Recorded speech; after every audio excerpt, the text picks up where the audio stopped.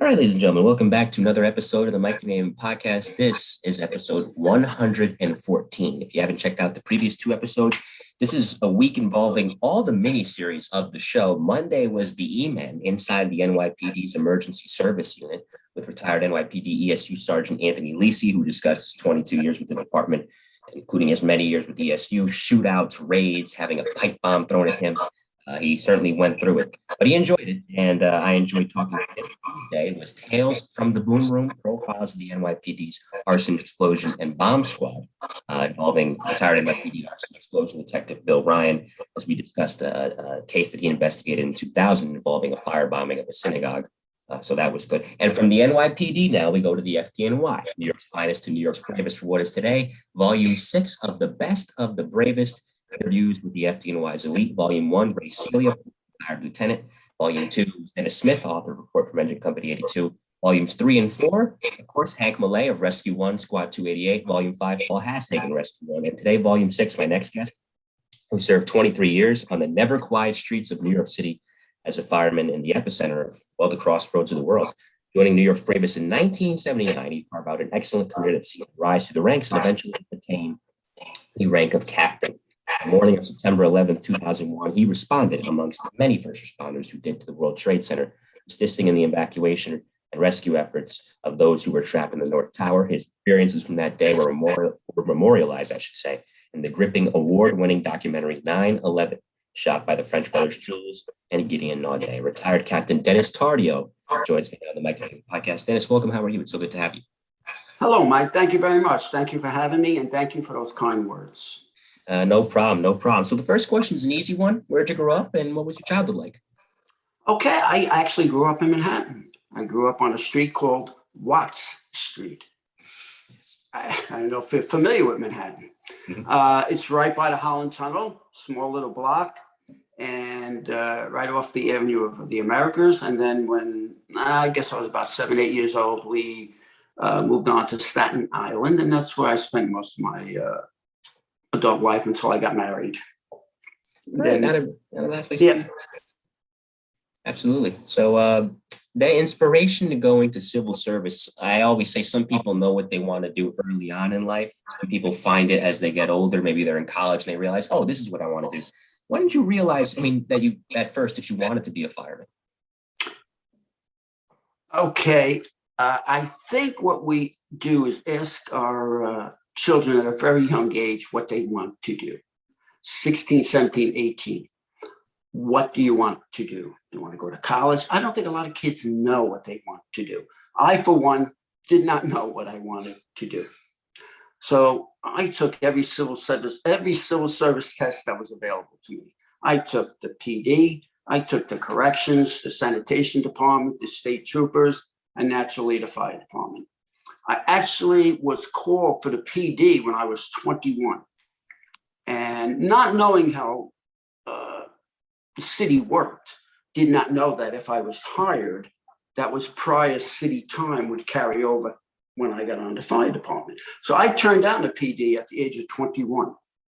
And I joined the fire department at the age of 26. So I would have had 5 more years of pension credit. But not knowing how it worked, I turned down the PD, and things worked out. And once I had no idea when I got on the fire department, was I going to like it? I loved it. Joined it and I loved it. Great career. I would recommend anyone to take the test and take the job.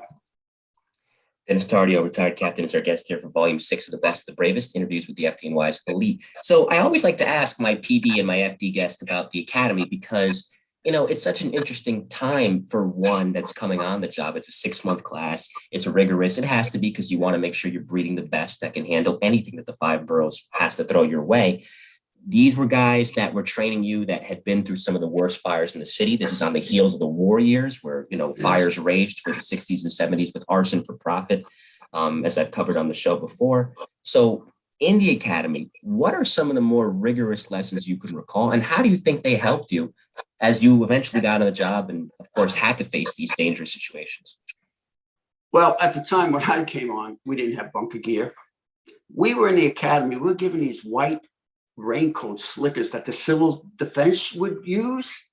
And that's what we had. There was no bunker gear. There was no turnout coats. That's what we were getting. And one of the training exercises were you would had the smokehouse. They had the smokehouse. And if you talk to all the veterans, they'll tell you about the smokehouse.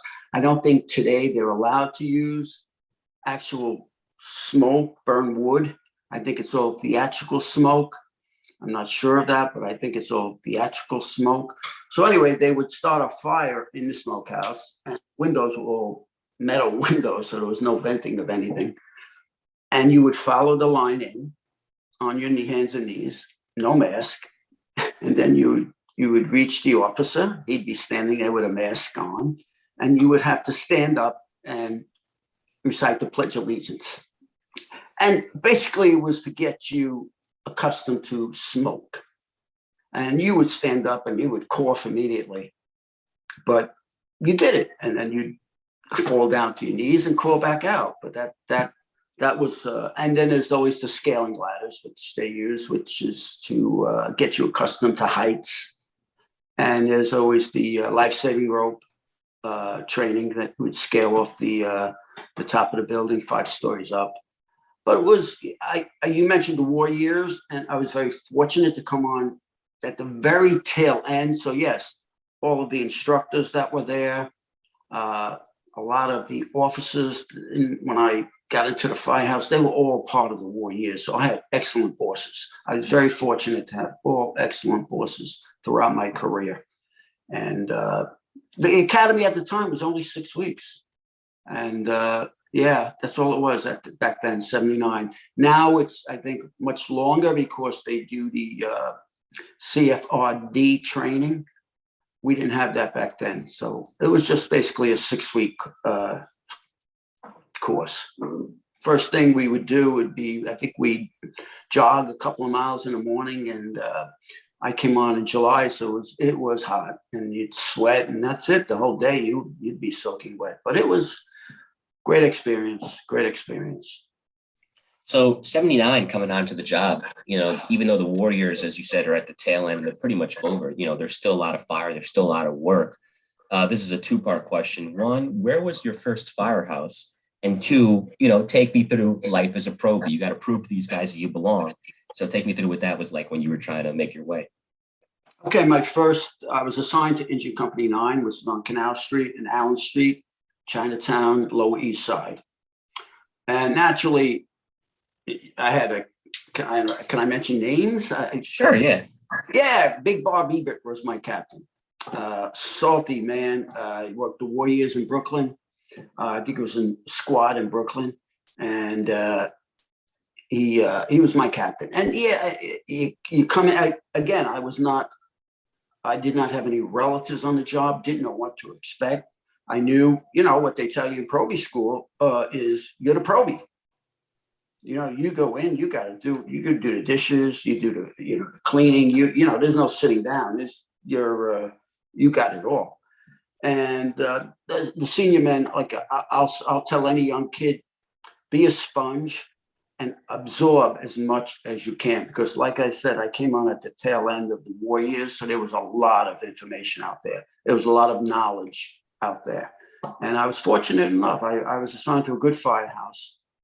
And I spent, I think, about 6 years in the engine. Then when I passed the lieutenant's exam, I transferred over to the truck to get a little more experience.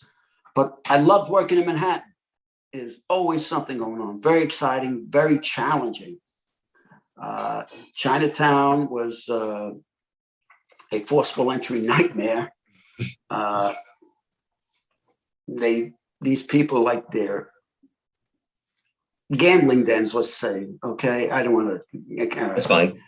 Yeah. Okay. So it forcible entry, you'd force the door, and then you get into a hallway, and there's 2 more doors. So yeah, it was very challenging. Loved Manhattan. That's why I went back eventually.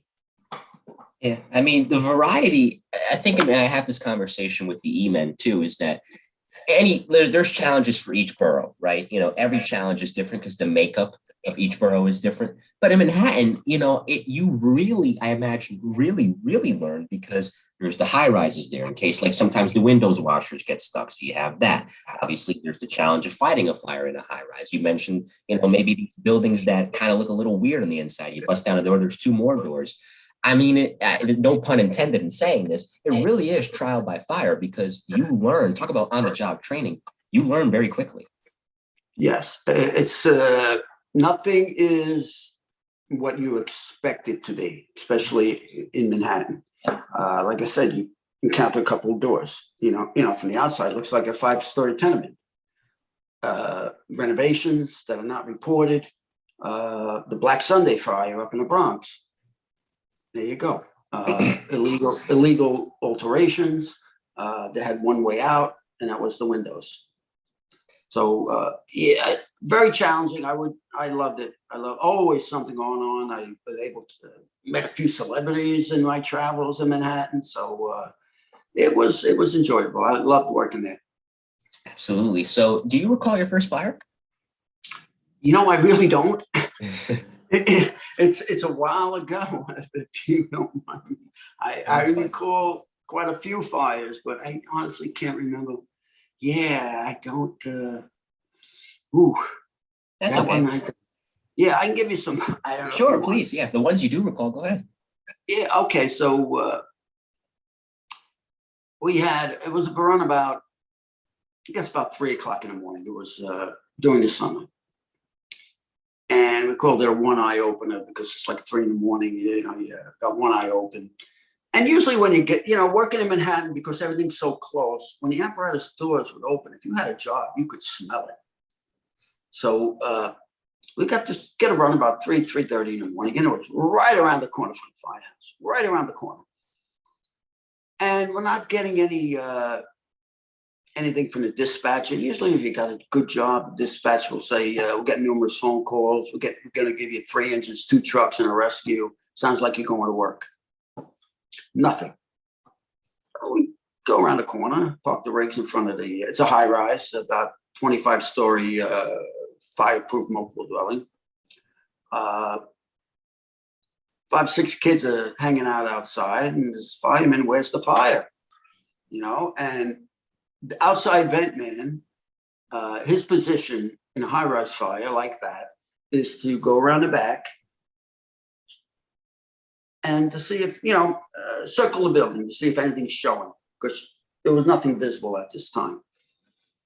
So we get off the rig, we get our gear on, we're ready to go to work. We go and hit I think it was the 17th floor. I don't remember the floor, whatever it was. And naturally you hit the floor below. You want to go to floor below. So we're in the elevator, and all of a sudden we get the OV reports. 6 OV to 6, we got fire blowing out the rear windows. And we're like, whoa. Now the elevator doors open on the floor above the fire. So something happened with the elevator. Puts us on the floor above the fire. Doors open, we're hit with a wall of smoke. No heat, but a wall of smoke.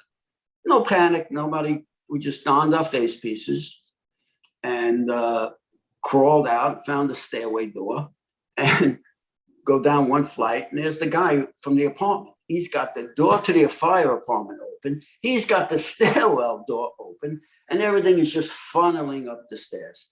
But once we got everything organized, it was a one-line fire. It was put out. No problem. But there's a reason why you get on that rig. You need to be prepared to go to work.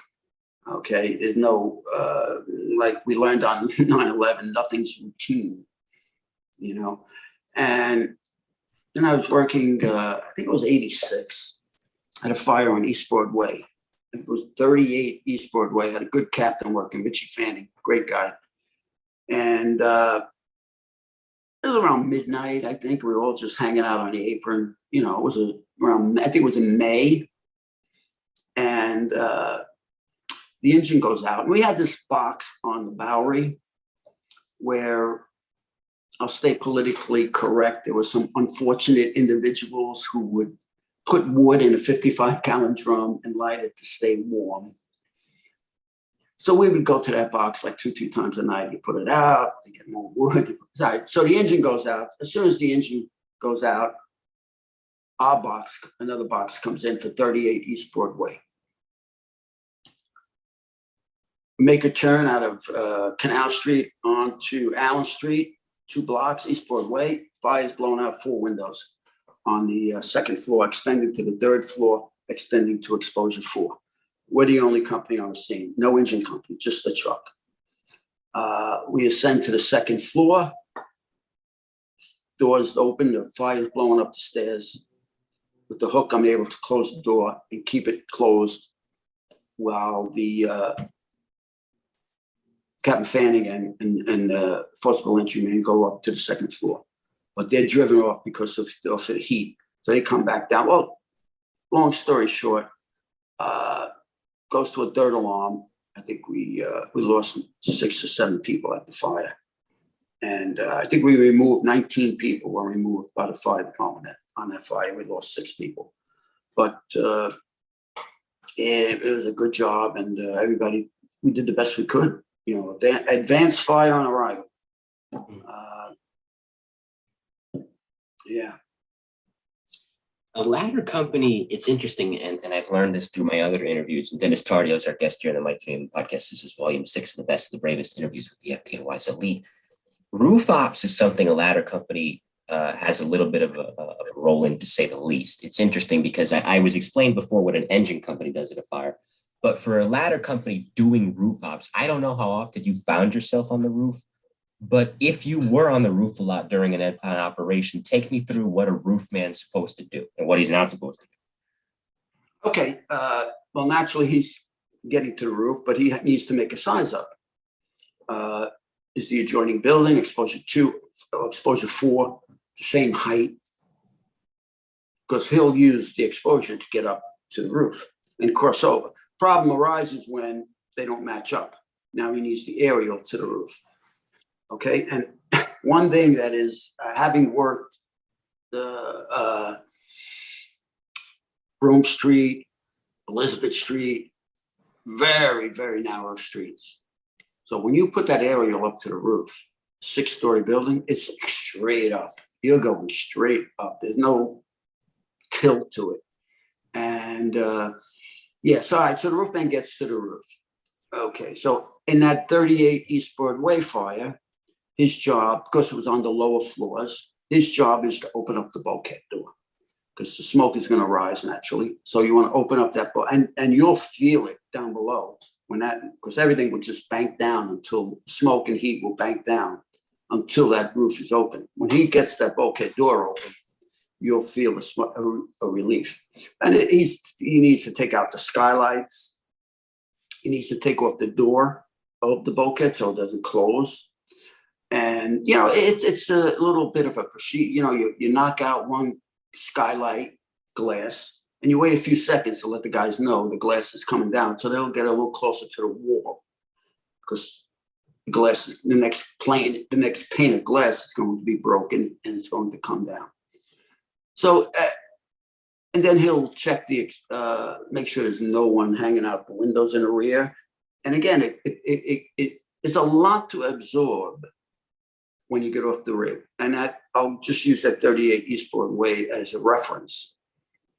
You pull up, there's no front fire escape.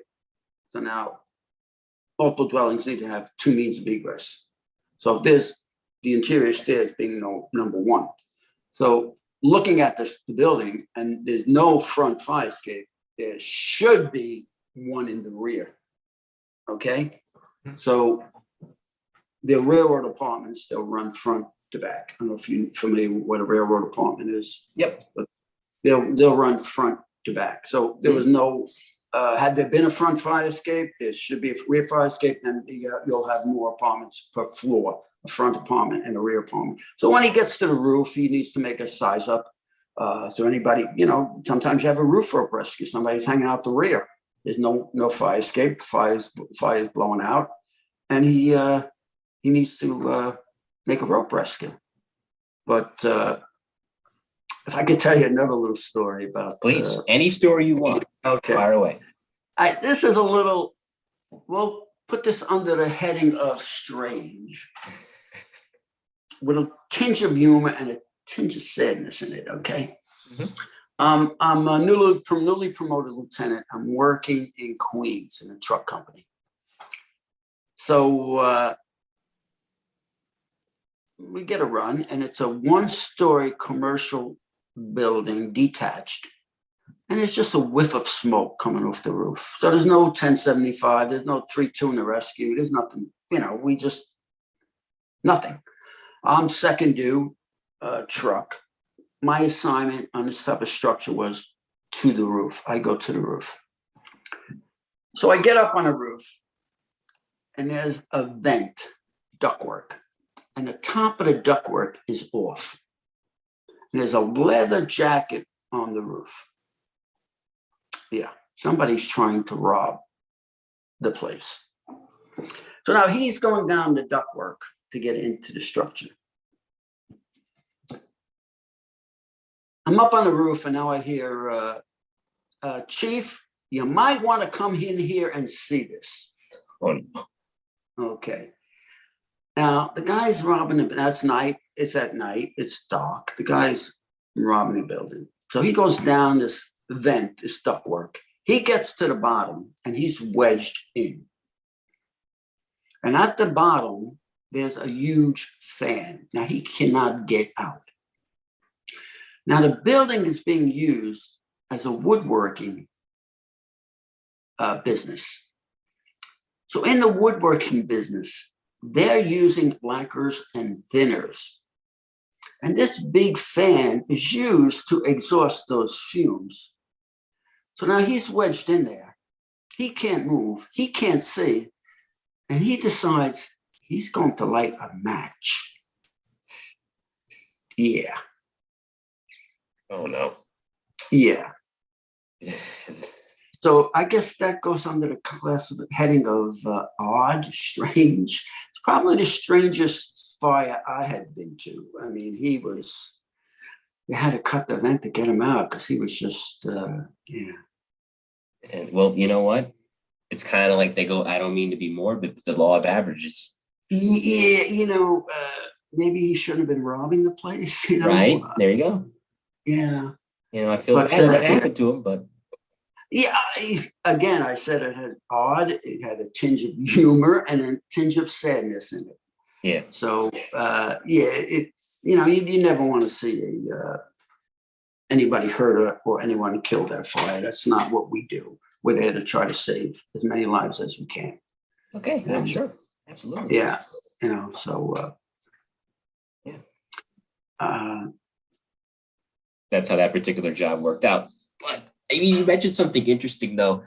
I want to go back to the roof rope rescue because I remember years ago, and I have to go back and watch this video again because I haven't seen it in a while. The roof rope rescue that Kevin Shea and Patty Brown did in '91. Yes. That was a split-second decision. Okay, we don't have any other recourse of action here. They lowered the rope. That was a brilliant rescue. Oh yeah, without a doubt. If I could recommend a movie. Yes. Ladder 79. Have you ever seen Ladder 79? I have not. I think it's Ladder 79 with John Travolta. Wait, I know what you're talking about. It's Joaquin Phoenix. Yes. Yeah. Ladder 49. 49. 49. I have. That's one of my favorite movies. Yeah, and they've taken all of those. He makes the same rescue in the movie. Same type of rescue. I think if I'm correct, that was going to be about the New York City Fire Department, but it was too close to 9/11, so they moved it to the Baltimore. Because all those fires, you could look back to New York City Fire Department, and those fires actually happened in New York City. The roof rope rescue. I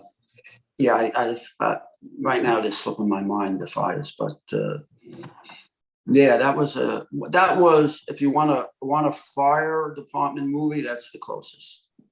Yeah, I love that movie. That's one of the first movies that I watched because I remember that movie came out like in 2004, so that's probably why I was too close because you mentioned growing up on Watch Street. That's where the Watch Street fire happened in 1994. Yes. Where we lost, three heroes were lost in that one, sadly. Right. But the thing about it is at least at these jobs, either in the firehouse at the kitchen table with the guys drilling and going over this stuff or just at the academy, wherever, you can teach people about it and they can learn. And even you yourself, you learn as you go along in your career.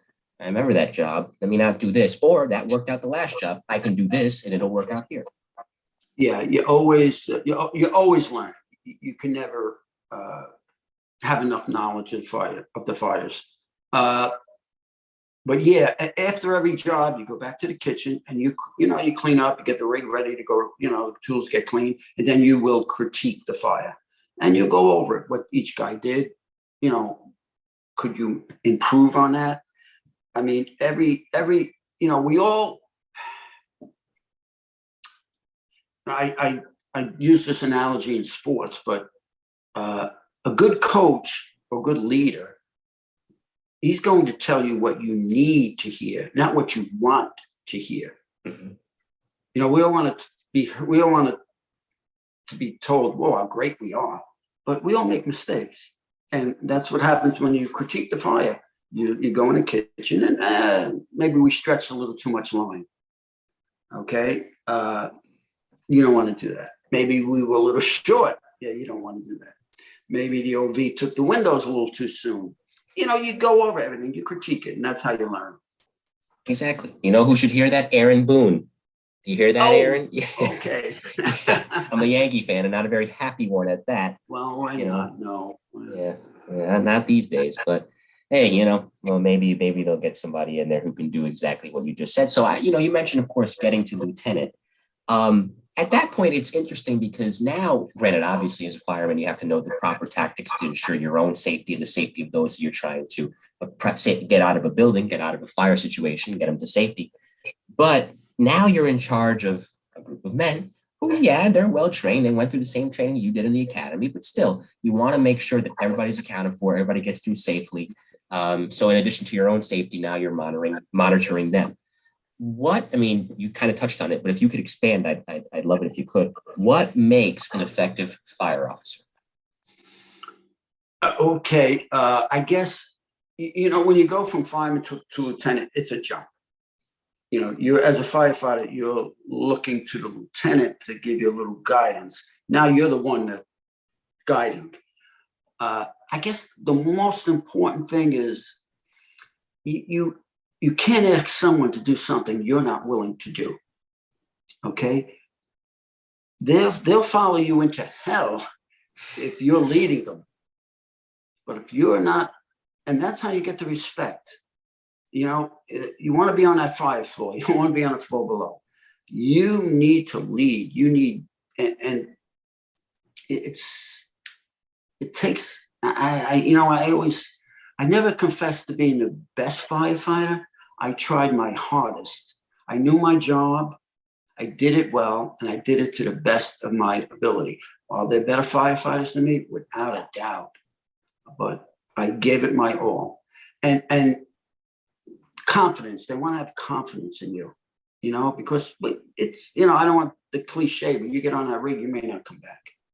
And it happens. It happens. But you need to be a leader. You need to be, the guys need confidence in you. You need to train them. You need to drill them. And they'll see if you're a good leader. And I was very fortunate.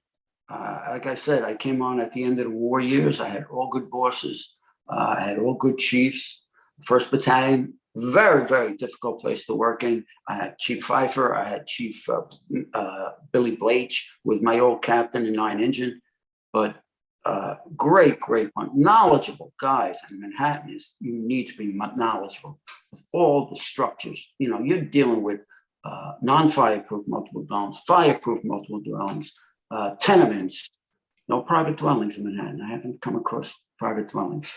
But you have penthouses. And from the street, they look like you can't even see them from the street. Then you get up there and, there's a 3-story penthouse on the roof. And, you need to be on your game. I don't want to pat myself on the back, but you work in Manhattan, you need to be on your game. No, of course. But what you said earlier about, you might not come back. I remember I grew up watching all the fires. Listen, I'm a buff. I'm police buff, fire buff. I'm not ashamed to say it. But I grew up watching the Bravest on TV, and I'll remember, this clip. It's on YouTube as well. The late Billy Lake from Rescue 2, who got killed on 9/11, sadly. He talked about, listen, just what you said. When you go out to do that job, it has to be somewhere in your mind. And if it's not anywhere in your mind, you're not being honest with yourself about the dangers of the job. So right, and yeah, you need to definitely be on top of your game. Like I said, you get on the rig, you need to be ready to go to work. You know, put your gear on, get ready to go to work, because you can go out for a little rubbish fire, and then you get redirected. The last thing you want to do is pull up in front of a fire building and you don't have your gear on. It doesn't look professional. yeah, it's not good. I had to ask you, when you came on, I think guys still rode the back step. You ever ride the back step? Just to go back. Oh yeah. Tell me about that. We would ride the back step, and 2 guys in the back step, and 2 guys, nozzle man, backup man, back step, doorman and control man would be inside the cab, and you'd be on the back step. You go out for BI, building inspection, or you're picking up the meal, and all of a sudden the lights, because you didn't have radios back then. I mean, we didn't have them. You know, naturally the boss had one, but all of a sudden the lights were going on, and you hear the sign. Oh, we got to run. Well, now we got to put our gear on as we're going down the street. We're hanging on with one hand on the pole. Now we're trying to put our gear on. It was fun. It was exciting, but too many guys got hurt, so they did well. But we did. Yeah, we rode the back step. Yeah, it was fun. Yeah, well, you wanted to be on the back step. It's exciting. I mean, imagine that's why I envy it, because it's a really hot day, you know, as the car's going down the street or the truck's going down the street, the breeze hits you. That had to be amazing, you know? Well, yeah, you're hanging out on the side, you're on a rail, and you're going down, and you're looking out to see, you know, you're looking to see what's going on. You're looking for smoke, you're looking for fire, you know, and where are we going? Because there's no radio, but we don't know where we're going. We're just hanging on for dear life. Yeah, I mean, if there was a way. You're not going 5-10 miles an hour. You're going to a run. You got to run. So you're moving down the street. And some of the chauffeurs were really good chauffeurs. I mean, they knew how to handle that rig. And so it was an exciting time. Yeah, riding the back step. I missed that when they went inside. Then but it was for everyone's safety. Yeah, if there's a way that they could make that safer for everybody, you know, I'd love to see them bring it back. I mean, you know, if they could strap them in and make sure everything's okay on that front, because safety first, we do understand. Yeah, even the tower ladders now nobody's outside the tower ladder either. Everybody's inside. Yeah, no one's. You know, it's for us, and it's for safety. That's bottom line. You know, of course. So you mentioned the jump from fireman to lieutenant being a tricky one. Was lieutenant to captain equally tricky? No, it's basically your same firefighting position. It's more of an administrative role because you know what rolls downhill. So you're a captain. Yeah, you got it. You know, you could have 3 lieutenants that are not there, and you know whatever paperwork needs to be done, you have it. You know, it's an administrative role. It's your company, and you want it to be a reflection of you. You do not want it to be a bad company. You know, that's my company. I want it to be a good company. So you have to instill the pride in the members, and you know, there's no probie walking in the door and saying, you know, and you got to tell them, listen, kid. Daddy time don't count, you know. You're the probie. You know, I don't care if your dad's got 25 years on a job. You're the probie. Daddy time don't count around here. I'll tell you a funny little story. We had I'm not going to mention his name because he's a deputy chief now. Okay, this is 20 years ago. 20 years ago. So he comes into the firehouse, and the guys say to me, "There's your new probie." I said, "Where?" Right there. He looked about 15. Okay. But I wish I had 25 guys like him. Okay. Because his father was the type of kid. His father was a captain on the job. And he knew what he had to do. But he looked, I don't even think he was shaving. He was 21. I don't even think he was shaving at the time. So it was, you know, the firehouse humor. Yeah. Firehouse humor. When he'd be working. All right. Whoever has the big wheels on the apron, you need to move it. Because he was so young, he didn't have a car. Whoever has the big wheels, you need to move your big wheel. And then he's having lunch one day and he spills his soda. So Pat Soda jumps up and says, "Get him a sippy cup, get him a sippy cup." And then I come into work for a night tour, and one of the guys said to me, "Your probie's going to be a little late today." I said, "Why?" "He has to finish his paper route first." No, but you love guys like that. Oh, he was such a conscientious kid. I just said he's a deputy chief now. And in 20 years, he went all the way up the ladder. Good for him. Good kid. Great kid. I'm very happy for him. Very proud of him. Yeah, absolutely. Yeah. Whoever that chief is, good for you. Keep doing what you're doing. Yeah. I want to ask you about a job. I mean, of course, everybody knows about 9/11, which we'll get to a little bit later. But when the first attack happened in 93, did you respond to that? After the fact. I was a lieutenant in Staten Island at the time. We would go after the fact. We went just to see keep a FDNY presence there. You know, they would keep a unit or two there. I just went to babysit the crater, kind of. That's all. I did not respond. 7 Engine responded. There's one guy who actually in 7 Engine who responded to both that one and 9/11. One guy, Mike Babino, he responded to both of them, but that was the only one. I did not go that day of the bombing. I want to get to 1998 because that's an interesting point in the FDNY, because I think Chief Downey goes to Von Essen and says, "Can we have squads?" Long story short, and Von Essen says, "Sure." And so that, I mean, there had been variations of it before, but 1998, they officially title it SOC, Special Operations Command. So now you have basically these hybrids. Okay, you're in Manhattan, so you have the benefit of having Rescue 1, which that's not a bad backup to have in case it really hits. No, not at all, God. You know, but now you have these squads, 252, 270, 41, 288, to where in addition to being engine companies, they have the specialized tools on the rig, and they can respond citywide to where if it really goes wrong, you have them too. So being in an engine company and a ladder company at the time in Manhattan, when that came into play, how did SOC personally benefit you guys? Well, it's like an additional rescue company, basically. That's what it is. And again, they have the specialized tools. We had an incident on Chambers Street where a crane was in danger of collapsing. It was just leaning a little bit. So SOC comes in and they have these specialized tools that they could monitor that crane. If it moves just a fraction of an inch, of course, if that crane goes, it's going. I mean, it was up, I think it was up like 25 stories. And their specialized tools is what makes them what they are, and they're great firemen. I'm not knocking that, but yeah, they have the specialized tools needed. Water rescues and high-rise rescues. You mentioned scaffolding rescues. Yeah, they have so many specialized tools, and their training is just unbelievable. Really, really, really good.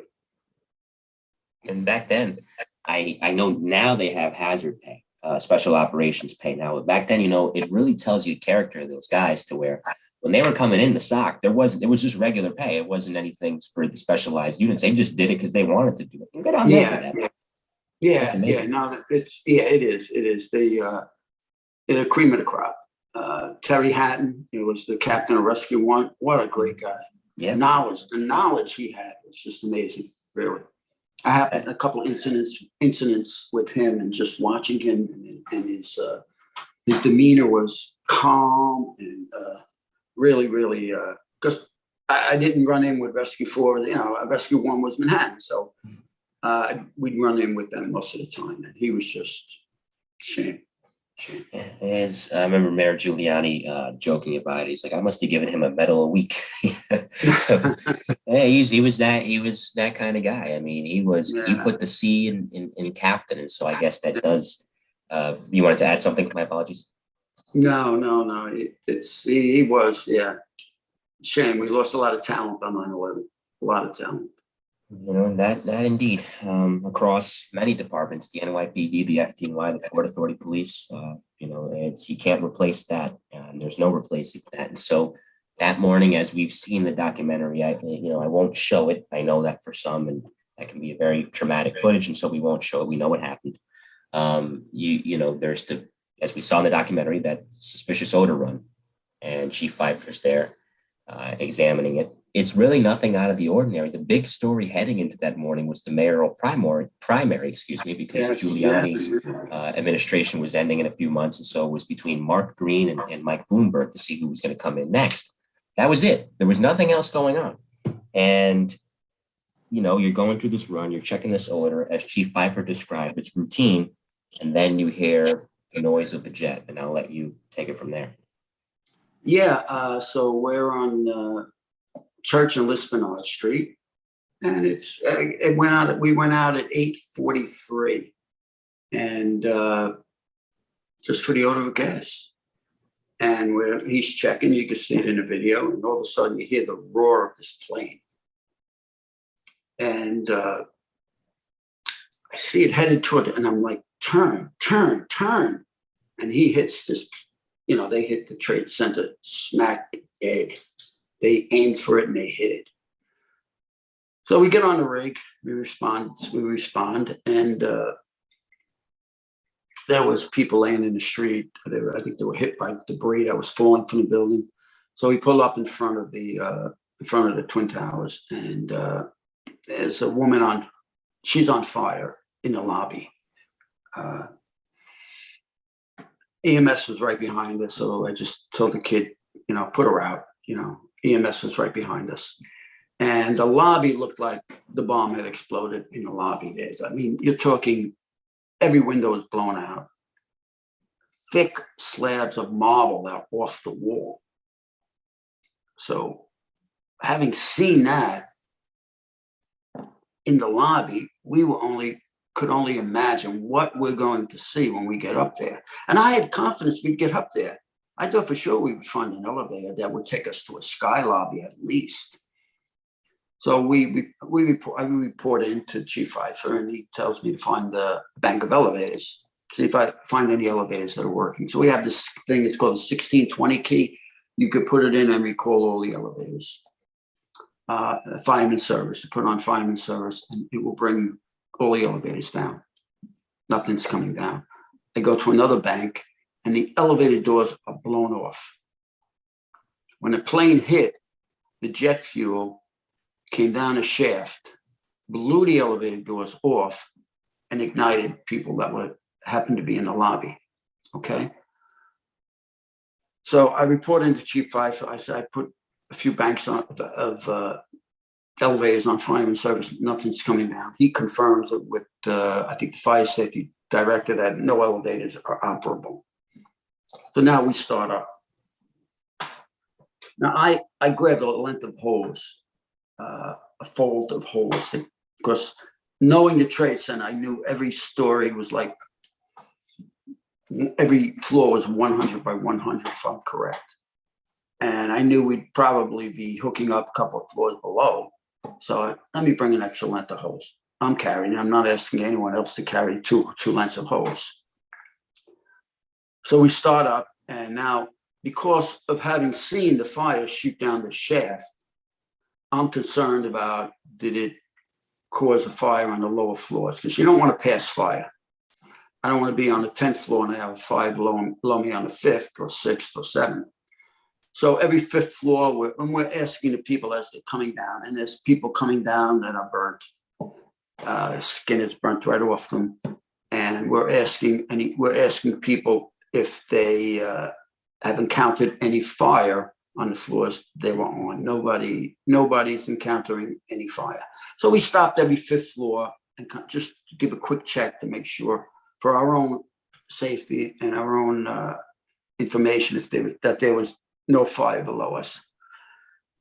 And we just keep starting up. And the stairwells were very small.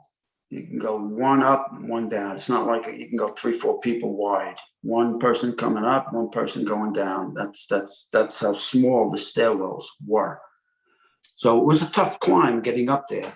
But we got up there. I think we rested on the 10th floor, and then we rested on the 20th floor.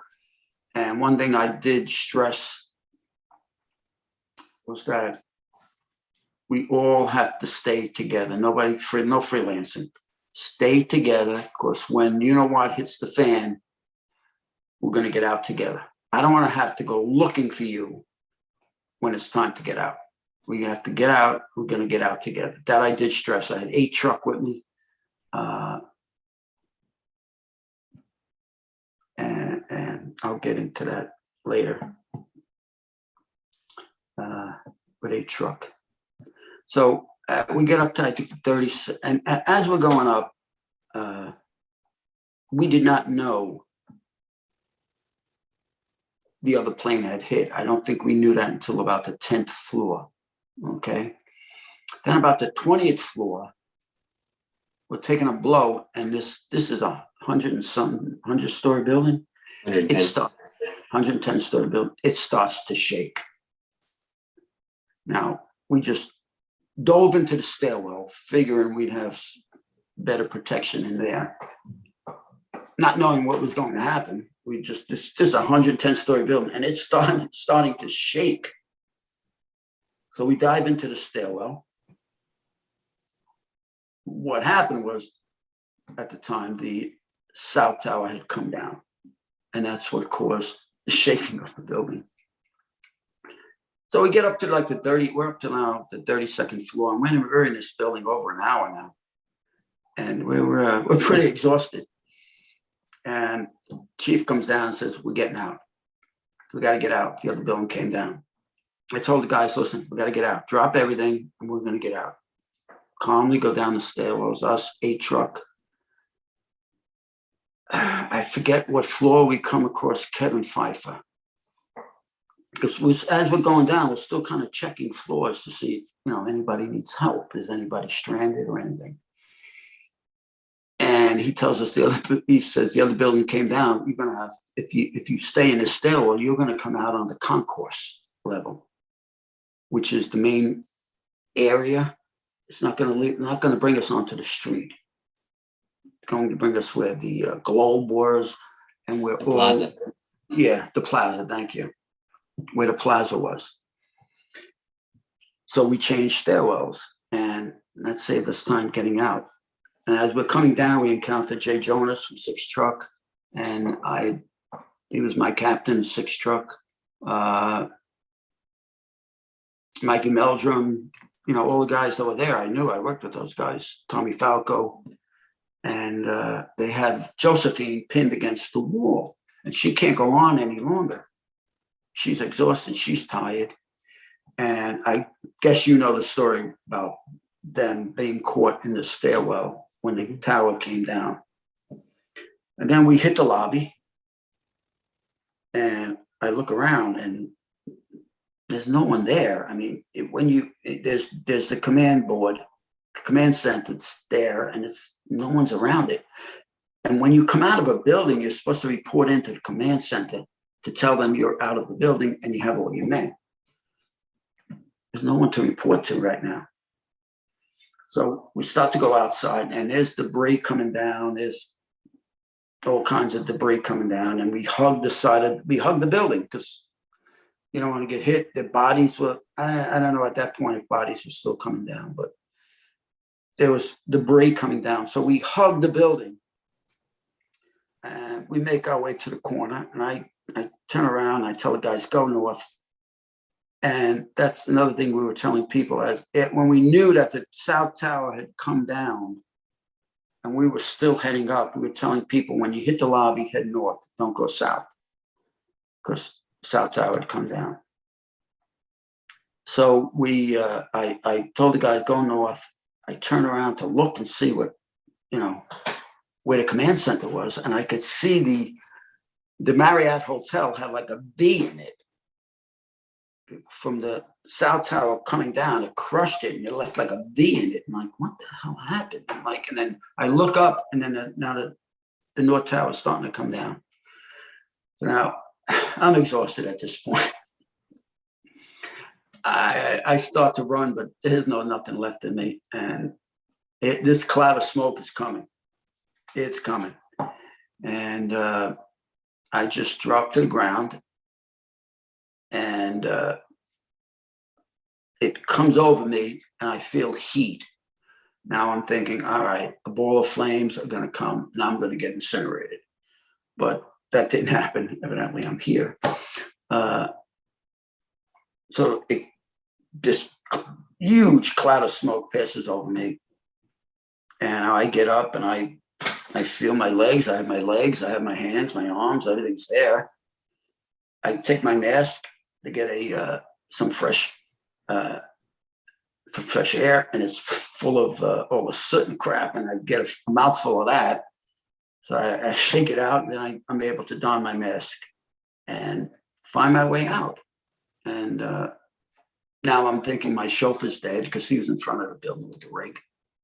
I figured when the South Tower came down, he may be dead. So now we're trying to just find everyone. That's about it, Mike. I don't know what else I got there. Right? It's all in the. If you watch the documentary, you've seen it numerous times.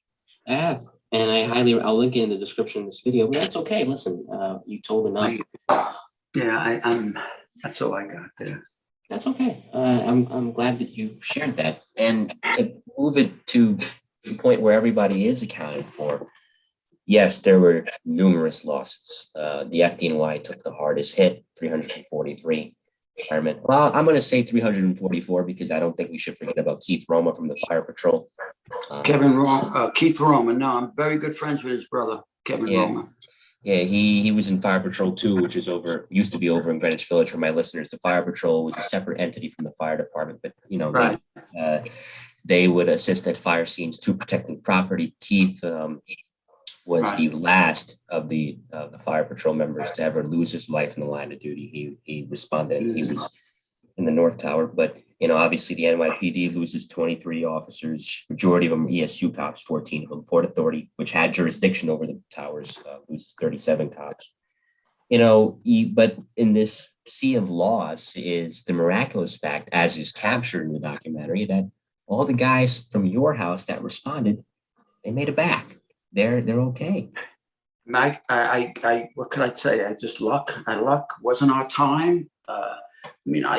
I could look back and I say there's probably 3 or 4 things that happened in the course of that day that it wasn't my time. The alarm came in at 8:43. So I didn't have any extra people on my rig, any extra firefighters. It was me, the chauffeur, and my 3 other firefighters. Had I had the night crew, 5, 6 guys, I'm not carrying the extra length of hose.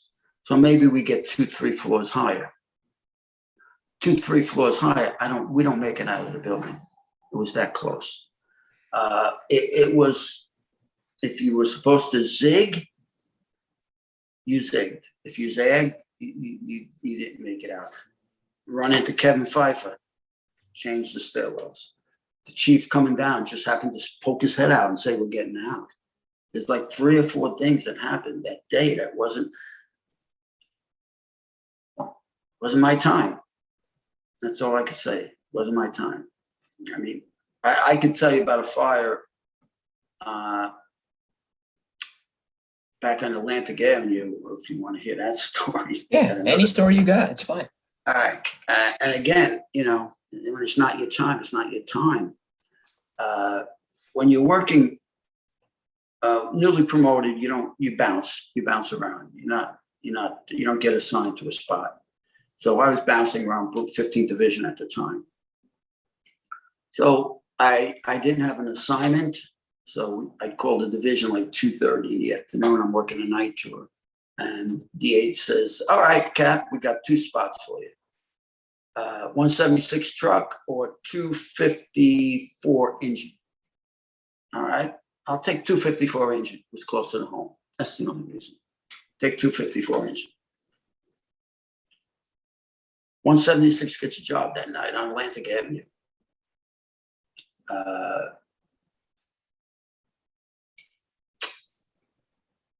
Blackmore, Charlie, I think it was Charlie Blackmore from 332 gets killed.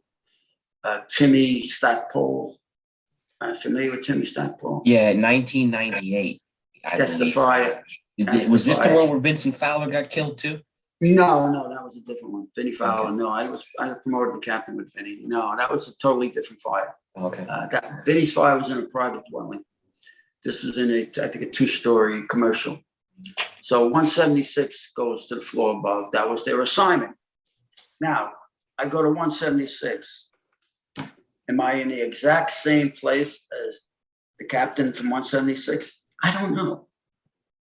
Floor collapses. He gets burnt up 70% of his body. He dies a couple of months later in the burn center. Timmy Stackpole gets severe burns to his foot. He's out.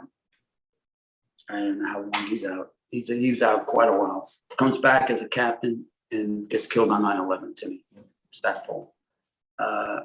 I'm sure you're familiar with that. You're not familiar with that fire? No, I am, because Tom Von Essen's a friend of mine. He's been on the show before, and he told me that, about not only that story, but that day, Timmy was at the medical office. I think he was going just for a checkup to make sure he was all good. And, he had just come back not too long ago, just got promoted to captain. He went to the trade center from the medical office. Yeah. Wow. Yeah. Again, a lot of guys, that's why we had so many deaths, because it was a change of tour. The response came in, it was a change of tour. So you had the night tour, day tour. You had 10 guys on the rig when you should have had 4 or 5. So so getting back to the Atlantic Avenue fight, would I have, if I went to 176 that night instead of 254, would I have been on the floor above? Same spot, same assignment. Would I have been in the exact same spot? I don't know. But it's like I had, it wasn't my time there either. I think an underrated figure, though, in that day is Chief Albert Torrey, I believe, in that when guys were filing out of the North Tower, he redirected so many of them go this, and Chief Gansey too. But Torrey, I remember reading about as well. He redirected a lot of guys to certain routes that ended up saving their lives too. Yeah. It's like I said, when we were going up, having known that the South Tower collapsed, we were telling people, when you hit the lobby, go north. Mm-hmm. Just go north. Couldn't go south, and time is of the essence at that point. Yeah. You retired, and Dennis Tardio is our guest. I'm glad he's on. He's telling a lot of great stories, and we're happy to have him. This is the Mike Name podcast. This is volume 6 of the best of the bravest interviews with the FDNY's elite. You retired in March of 2002. I remember you telling the story in when they did the 5-year follow-up in 2006 for the documentary, that it was one of your last fires. I think it was your last fire, and you're searching through an apartment, and people told you there's nobody here, and you're looking through the rooms, and you said to yourself, "Why am I in here? Everybody's out." And at that moment, you said, "I'm going to retire." Why don't you expand on that? Yeah, I don't know. Maybe I had a death wish. I don't know. I mean, we pulled up. It was, again, I was working, I think, overtime at 9 Engine, the house I was appointed to. And it was a fire in a loft, and people outside. Yeah, everybody's out. And I think I was working in a truck. And I'm in there making a search, and I'm like, why am I, this fire, it wasn't blowing, it was rolling over your head. It wasn't like it wasn't like a blowtorch blowing out the windows or the windows, just rolling over your head. I'm like, why am I in here? Everybody's out. And I'm like, it's one thing as a boss, I get killed, but I always said at the start of the tour to myself, I have to bring everybody home today. And I don't think, the responsibility there is immense. I mean, I don't know I just want everybody to go home at the end of the tour. That's our main objective. At the end of the tour, everybody's going home. I mean, things happen. It's out of your control. But I don't know if I had a bit of a death wish back then, or guilt that I survived 9/11. I don't know. But I said, it's time. I think it's time. The job wasn't fun anymore, Mike. I would be ABC, acting battalion chief, go up to the 7th battalion, 4th battalion, and the kitchen wasn't the same, familiar faces weren't there. I'd work overtime at a house that lost everybody. And, usually the kitchen's a fun place. It's the stories that I would tell any young kid coming on a job, start a diary and keep a diary, because you are not going to believe the stories you're going to hear. You are not going to believe the characters you're going to meet. And I wish I had kept a diary, because what a job, what a fantastic 23 years I had. And I'm very fortunate, very fortunate. But the job wasn't, for me, the job wasn't fun anymore. The kitchen was just solemn. And I always looked forward to going to work, and it was getting like, it's not fun anymore. I can only imagine. I mean, how could it be after something like that? But I think what is impressive, before I get over to the concluding segment, and it's been a great conversation with you, is that look at how much the FDN, and again, as I said earlier, can you replace these men that were lost? No, you never will. But what the FDNY has been able to do to at least get as close to the level it was at before that day in the last 20 years has been amazing, to where, for example, the FDNY has a world-class counterterrorism operation.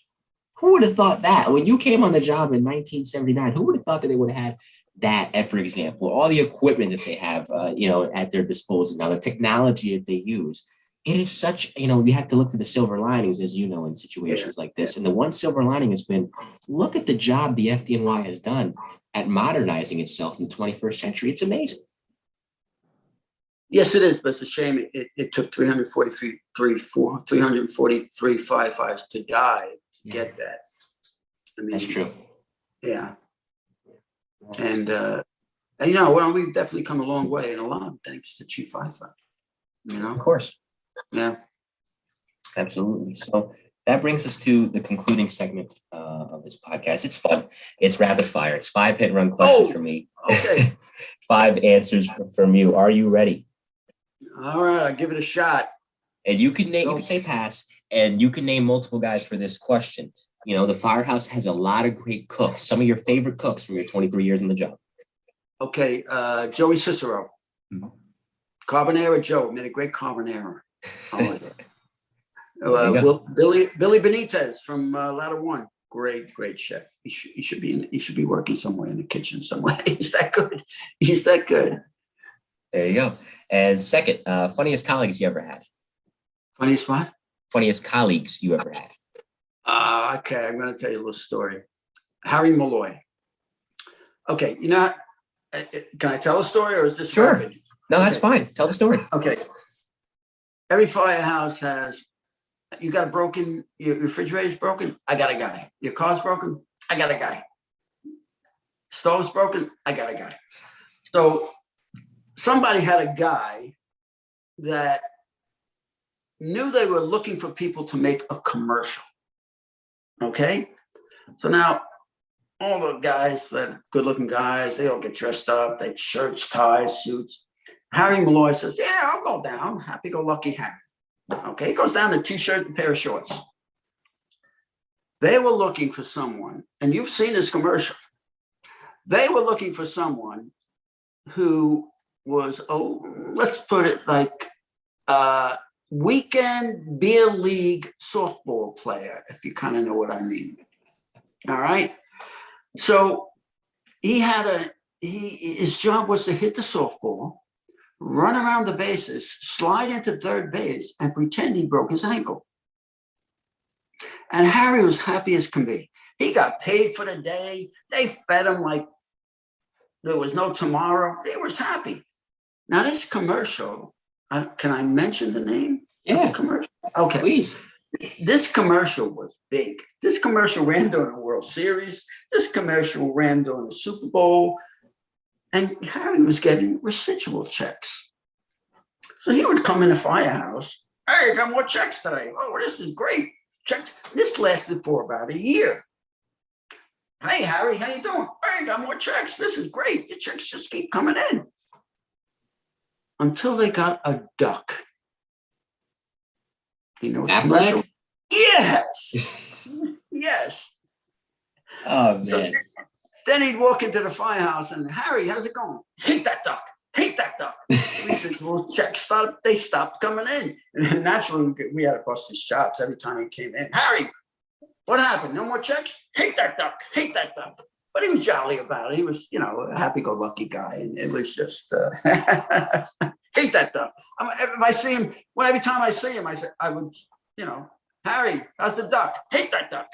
If I saw him tomorrow, he would say the same thing. I do remember that commercial, Aflac, that's my little imitation of it because my mom actually used to work for them. So I remember that commercial quite well. I think he used to run during Yankee games. Do you remember the softball commercial? He would slide into third, he slid into third base and he would pretend he broke his ankle. Yeah, I do. Yeah. I didn't know that. Wow. Small world. Oh, yeah. It's a small world. Yes. Hate that duck. Hate that duck. So the third, you talked about it earlier, besides the one with the robber, funniest call you ever responded to besides that one? All right. Boy. I might have to pass on that one. Yeah, that's okay.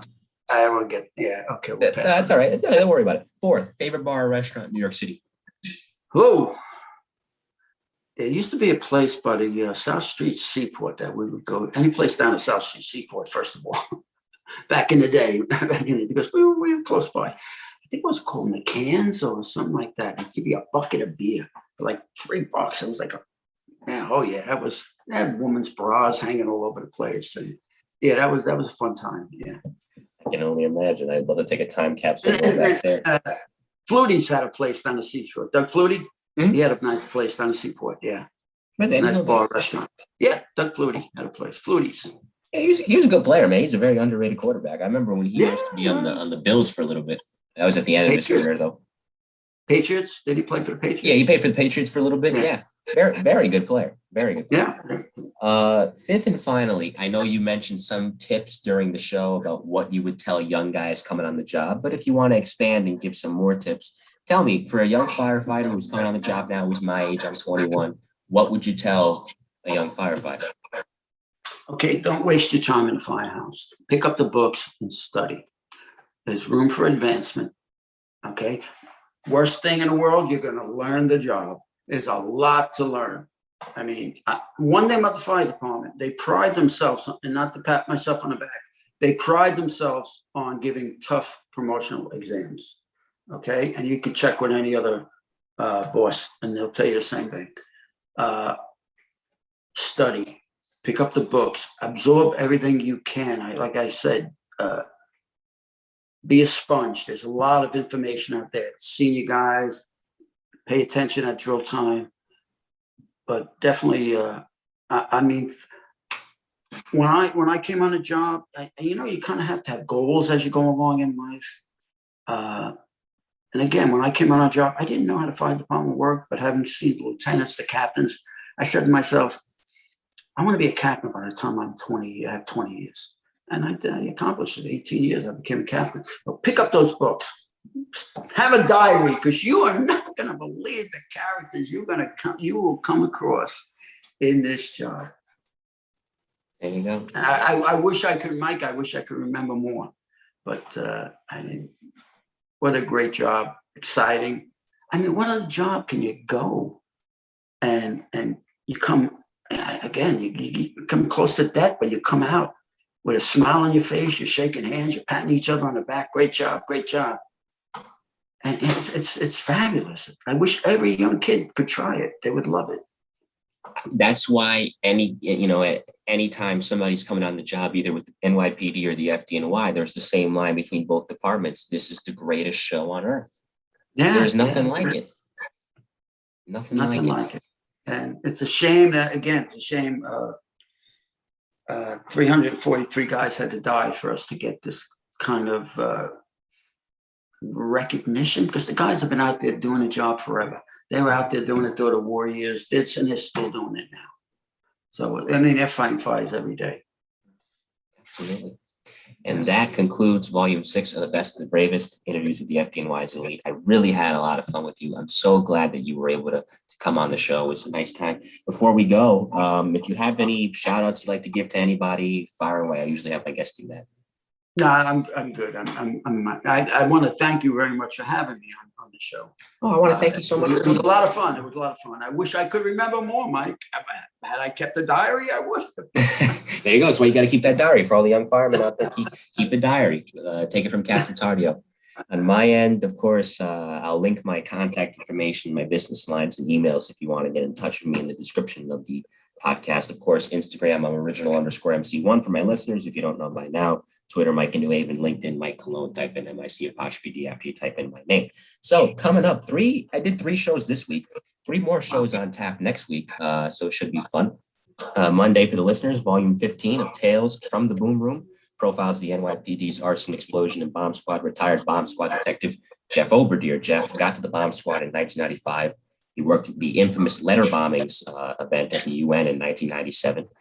He also worked the attempted bombing in Times Square in 2010. So he has a lot to tell me about his 15 years in the bomb squad. Tuesday after Jeff, retired NYPD Deputy Chief John Cutter has a new book out. He was running the intelligence division for a while after 9/11 before he retired. And next Friday, Ashley Banfield, formerly of MSNBC, formerly of CNN and HLN as well. She's on News Nation now. So Ashley will be joining us for what should be a very interesting episode as well. So this has been a great week for the show. I'd like to thank all the guests, including my esteemed Captain Tardio here, who's able to join me today. And on behalf of Captain Tardio, this has been volume 6 of the Best of the Bravest. I am Mike Colón, and we will see you next time. Take care, everyone. Have a great weekend and stay safe.